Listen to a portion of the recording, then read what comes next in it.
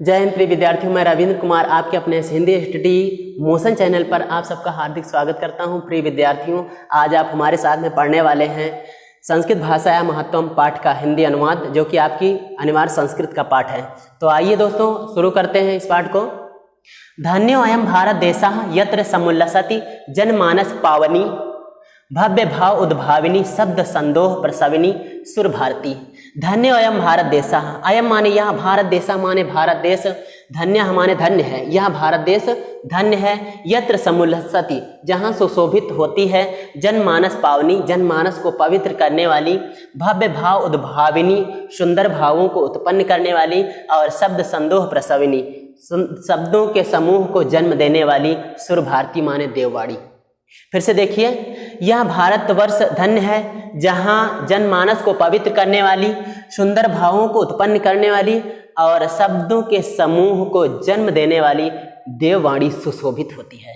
विद्यमानेषु निखिलेषु अपि वाङ्मयेषु अस्याः वाङ्मयं सर्वश्रेष्ठं सुसंपन्नं च वर्तते। विद्यमानेषु निखिलेषु अपि, विद्यमान सभी, वाङ्मयेषु माने साहित्यों में, जितने भी यहाँ इस समय चल रहे हैं साहित्य, संस्कृत साहित्य, हिंदी साहित्य, अंग्रेजी साहित्य, ये चल रहे हैं ना, तो इस प्रकार से विद्यमान संपूर्ण साहित्यों में अस्याः वाङ्मयम, इसका साहित्य, किसका? संस्कृत का, इसका साहित्य सर्वश्रेष्ठम सुसंपन्नम च वर्तते, सर्वश्रेष्ठ और सुसंपन्न है, सर्वश्रेष्ठ और सुसंपन्न है। इयमेव भाषा संस्कृत नामना अपि, संस्कृत नामना अपि, नामना अपि यानी इयमेव भाषा संस्कृत नामना अपि लोके प्रथिता अस्ति। इयमेव माने यही भाषा, संस्कृत नामना अपि लोके प्रथिता, संस्कृत नामना अपि, संस्कृत नाम से भी, लोके प्रथिता अस्ति, संसार भर में प्रसिद्ध है। यह भाषा संस्कृत नाम से भी संसार में प्रसिद्ध है। अस्माकं रामायण महाभारत आदि ऐतिहासिक ग्रंथाः, चत्वारो वेदाः, सर्वाः उपनिषदाः, अष्टादश पुराणानि, अन्यानि च महाकाव्य नाट्यादीनि अस्यामेव भाषायां लिखितानि सन्ति। तो अस्माकं माने हमारे रामायण महाभारत आदि ऐतिहासिक ग्रंथ, चत्वारो वेदाः मतलब 4 वेद, सर्वा उपनिषदा सभी उपनिषद, अष्टादश पुराणानि 18 पुराण, अन्यानि च महाकाव्य नाट्यादीनि, च माने और अन्यानि माने अन्य, महाकाव्य नाटक आदि, अस्याम एव भाषायाम, इसी भाषा में, लिखितानि सन्ति, लिखे हुए हैं। तो हमारे रामायण महाभारत आदि ऐतिहासिक ग्रंथ, 4 वेद, सभी उपनिषद, 18 पुराण और अन्य महाकाव्य नाटक आदि इसी भाषा में लिखे गए हैं। कौन सी भाषा में? संस्कृत भाषा में। इयमेव भाषा सर्वासाम आर्य भाषाणां जननी इति मन्यते भाषा तत्व विद्भिः। इयमेव भाषा माने यही भाषा, सर्वासाम आर्य भाषाणां, सभी आर्य भाषाओं की, जननी इति मन्यते, माँ मानी जाती है, जननी मानी जाती है। यही भाषा सभी आर्य भाषाओं की जननी मानी जाती है। अच्छा, मानी जाती है तो मानते हैं कौन? भाषा तत्वविद भी, भाषा वैज्ञानिकों द्वारा। तो भाषा वैज्ञानिकों द्वारा यही भाषा सभी आर्य भाषाओं की जननी मानी जाती है। आई बात समझ में? अच्छा, आगे बढ़ते हैं। संस्कृतस्य गौरवं बहुविध ज्ञान आश्रयत्वं व्यापकत्वं च कस्यापि दृष्टेः अभिषयः। संस्कृत का गौरव, बहुविध ज्ञान आश्रयत्वं, विभिन्न प्रकार के ज्ञान का आश्रयत्व, च माने और व्यापकत्व माने व्यापकता। संस्कृत का गौरव विभिन्न प्रकार के ज्ञान का आश्रयता यानी विभिन्न प्रकार के ज्ञान का आश्रय प्रदान करना, ठीक है। व्यापकत्वम च और व्यापकता, न कस्यापि दृष्टि अभिषय, कस्यापि माने किसी की भी, दृष्टि माने दृष्टि का, अभिषय है ना, अभिषय नहीं है, मतलब किसी से अनदेखा नहीं, सब लोग देखते हैं। क्या देखते हैं? कि संस्कृत का गौरव, विभिन्न प्रकार के ज्ञान का आशय प्रदान करना और व्यापकता, ये सभी सबकी दृष्टि का अभिषय नहीं है, किसी की भी दृष्टि का अभिषय नहीं है।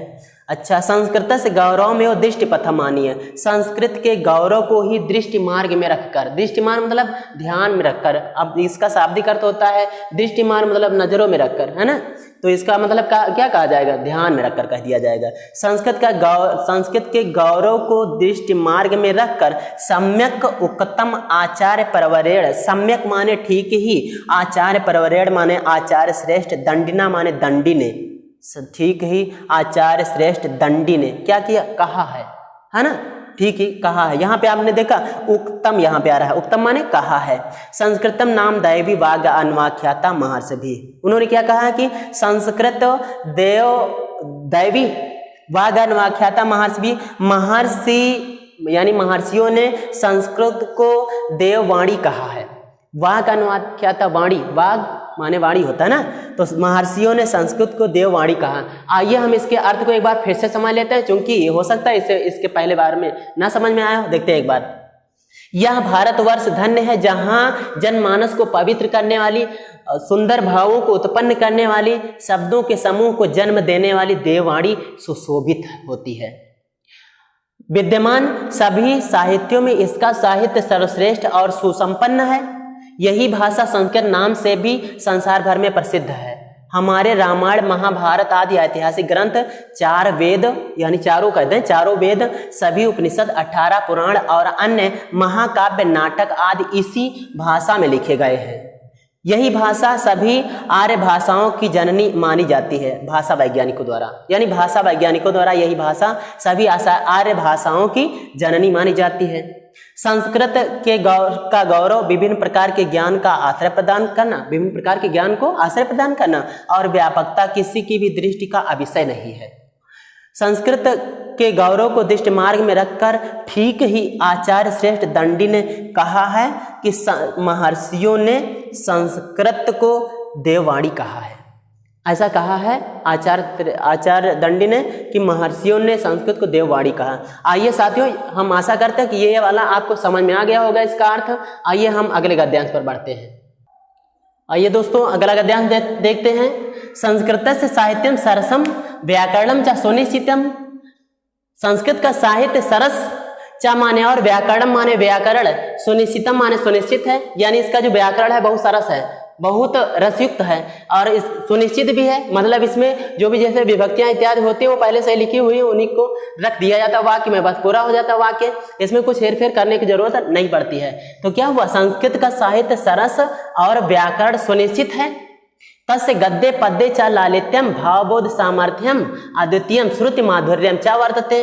तस्य गद्ये पद्ये च, उसके गद्य और पद्य में, उसके गद्य और पद्य में लालित्यम, लालित्य, भावबोध सामर्थ्यम, भावबोध की सामर्थ्य, अद्वितीयम श्रुति माधुर्यम, चा माने और अद्वितीयम श्रुति माधुर्यम, अनुपम श्रुति माधुर्य वर्तते माने है। उसके गद्य और पद्य में लालित्य, भावबोध की सामर्थ्य और अनुपम श्रुति माधुर्य है। किम बहुना, अधिक कहने की क्या बात।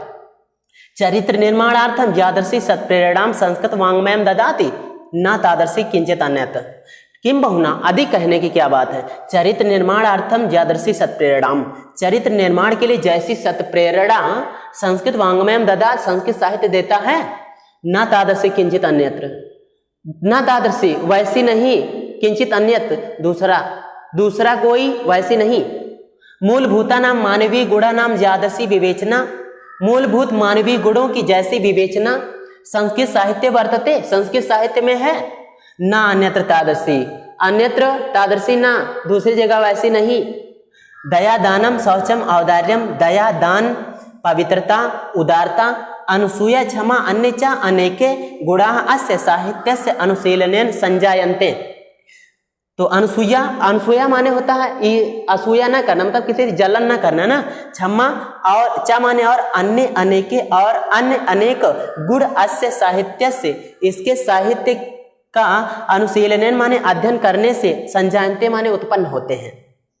तो इस प्रकार से दया दान पवित्रता उदारता असूया न करना और साथ में क्षमा और अन्य अनेक गुण इसके साहित्य का अध्ययन करने से उत्पन्न होते हैं। आइए देखते हैं इसके अर्थ को दोबारा फिर से देख लें। तो यहाँ पर है संस्कृत का साहित्य सरस और व्याकरण सुनिश्चित है। उसके गद्य और पद में लालित्य भावबोध की सामर्थ्य और अनुपम श्रुति मधुरता है। अधिक कहने की क्या बात है। चरित्र निर्माण के लिए जैसी सत्प्रेरणा संस्कृत साहित्य देता है वैसी दूसरा कोई नहीं। मूलभूत मानवीय गुणों की जैसी विवेचना संस्कृत साहित्य में है वैसी दूसरी जगह नहीं। दया दान पवित्रता उदारता असूया न करना यानी अनसूया क्षमा और अन्य अनेक गुण इसके साहित्य का अध्ययन करने से उत्पन्न होते हैं। साथियों, आज के अंक में सिर्फ इतना ही, और जैसा कि हम आशा करते हैं आप लोगों की समझ में अच्छे से आ गया होगा। यदि कम समझ में आया होगा दोबारा देख लेना, वादा करता हूं आपको आ जाएगा, अवश्य आ जाएगा। तो दोस्तों, आज के अंक में सिर्फ इतना ही। अगले अंक में हम फिर जो बचा हुआ पार्ट है उसको लेकर हम उपस्थित होंगे। चलते हैं। जय हिंद।